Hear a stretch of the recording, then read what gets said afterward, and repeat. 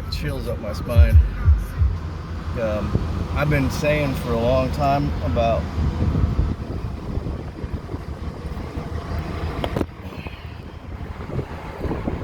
the bus stop that's been here. Long as I've been here, up here for the camp, the homeless camp, and it's been wide open to the elements. Wintertime, summertime, and I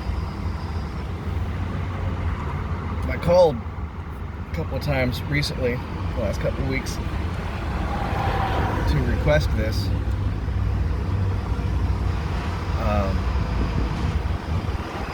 And there it is. And I just drove up on it, and all of a sudden it went from nothing to something. And speechless.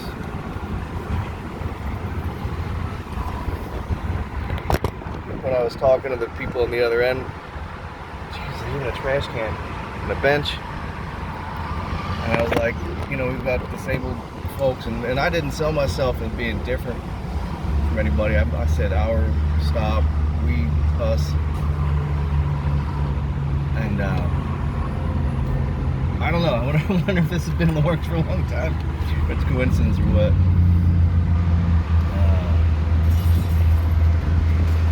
No, bro. Hey, guys.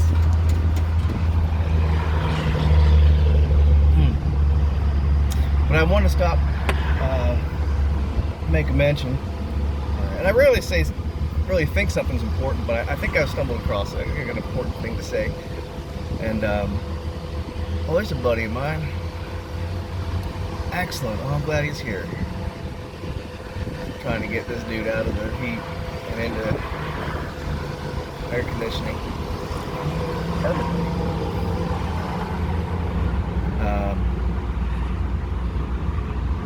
So anyhow, my identity. Obviously I've long been felt an impulse towards addressing conflict, seeking conflict. I literally look for trouble. Half the time, some of my jobs, if I'm out and about, I will literally ask people if they've seen trouble. I will tell them I am literally looking for trouble. Have you seen it? That's how I go.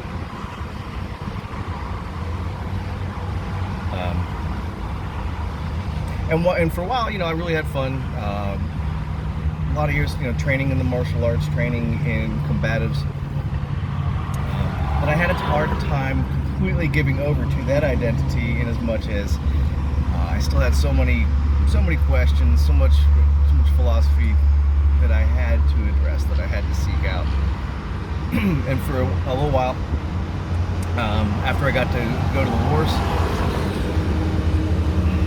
I have been fine-tuning, really paying attention to what I experienced and how to make sense of all of it. And eventually I quit carrying a pocket knife. I even had to stop doing Tai Chi, because for me, I was cultivating such a martial aspect even within Tai Chi. I was like, this move is devastating, at like a half a mile an hour. But I was like, I could still feel the fire within it. Like, if I did this, as I'm doing this, this is violence. Just slow the fuck down. And so I backed away from all that, and of course I pursued my studies of the humanities outside of the martial aspects as much. I consider myself a scholar, philosopher, semi-anthropologist. People say that you need advanced studies for all that, but no, in my heart, I was every bit the student of cultures, times, all that good stuff. So, anyhow, blah, blah, blah, blah. Several people recently had said to me that I am a real warrior in their eyes. And I just kind of like, okay, yeah. But I own that more now. And especially now that I'm back into studying my combatives, and I'm able to do so without any kind of undue aggression, I guess, in my heart, the violence. Like it's there if I need it. I can flip the switch and do what's necessary, but it's not itself like a driving passion. It's just part of contributes to the flame of the soul. And I think about that. I've inserted myself in so many positions where people have the hard times, coming and going from housing, from jails, from hospitals, psych hospitals, halfway houses. I mean, you name it, all the different capacities where the rubber meets the road, as it were, other than law enforcement specifically.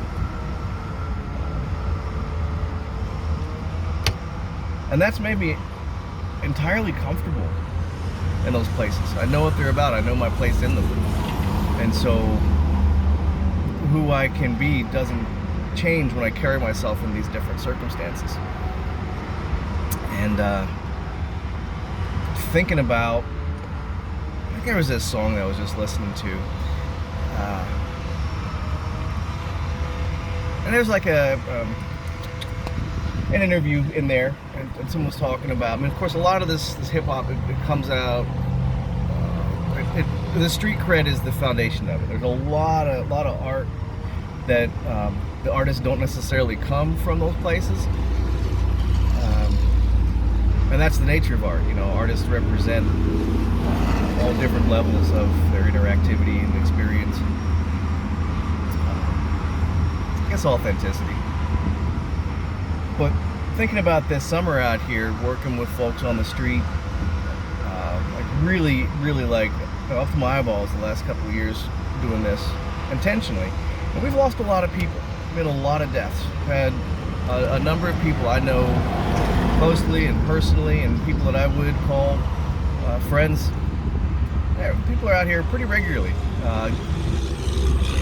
dying from overdoses, dying from the heat, the cold, hit by people losing limbs and abilities from getting hit by cars, sometimes intentionally. People getting their heads caved in, people getting concussions, people getting stabbed, and thinking about how do those experiences in a community affect a community? As a war veteran of Afghanistan and the Iraq wars, I served with a lot of other people in uniform, let's say, many of whom didn't have those first-hand experiences of gunfights and explosions, casualty events and so forth, while many did. The point being that even if it's not directly in front of you, it's still part of your environment. It's still people you know. And I know a lot more people who got hurt and were killed when it happened when I wasn't there than when I was there. And that's probably the case for most people. It's just the nature of how things work. And so even folks who stayed back on base or didn't go far out or anything, obviously their experience was still very colored by being in the environment in which death was a part of things, dismemberment was a part of things. And I tie that back around to the way people live in civil societies as such.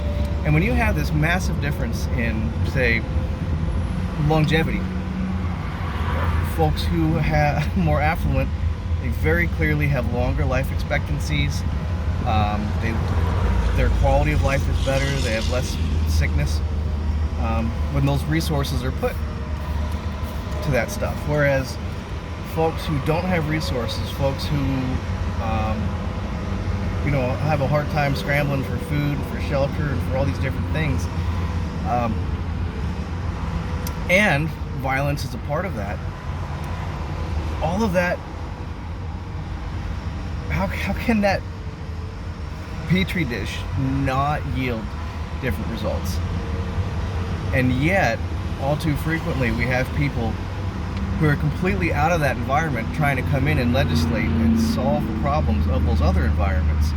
And their solution is almost never, let's provide more resources and help, which is how they got to be in their position typically.